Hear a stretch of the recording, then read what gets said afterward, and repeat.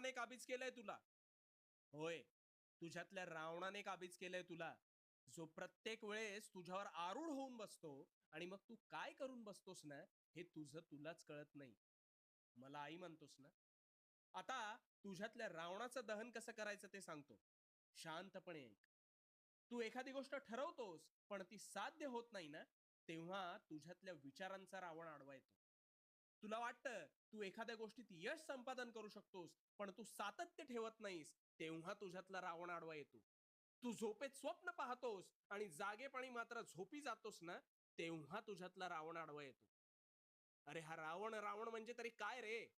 तर रावण ही एक प्रवृत्ती आहे. तू पूजा रामाची करतोस, पण वर्तणूक रावणाची बाळगतोस ना, तेव्हा तुझ्यातला रावण आडवा येतो. मग आज खऱ्या अर्थी ह्या रावणाचं दहन कसं करायचं ते सांगतो. तुझ्या मस्तिष्कात तू कोणाची पूजा करतोस, हे तुझं भविष्य ठरवणार आहे. ह्याचाच अर्थ चांगले विचार, चांगले आचरण आणि चांगले वर्तन हे रामाचे गुण आहेत. जेव्हा कधी ह्यावर विचारांचा रावण आरूढ होऊ पाहिल ना, तेव्हा त्याला तिथल्या तिथे संपव. जेणेकरून तुझ्या चुकीच्या प्रवृत्तीचा फैलावच होणार नाही. राम राम म्हणून नुसते बोलून होत नाही, तर आजपासून हाच राम तुझ्या मुखात, मनात आणि या तुझ्या आचरणात जप.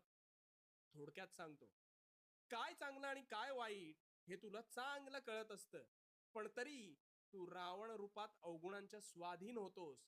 इथेच तू चुकतोस. कारण सीतेने लक्ष्मण रेषा ओलांडल्यावर रामाला त्या रावण रूपी प्रवृत्तीचे दहनच करावे लागले होते.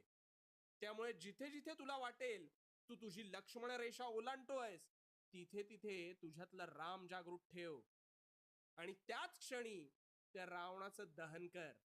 आणि योग्य कर्म करताना भिवू नकोस. भिवू नकोस, कारण मी तुझ्या पाठीशी आहे.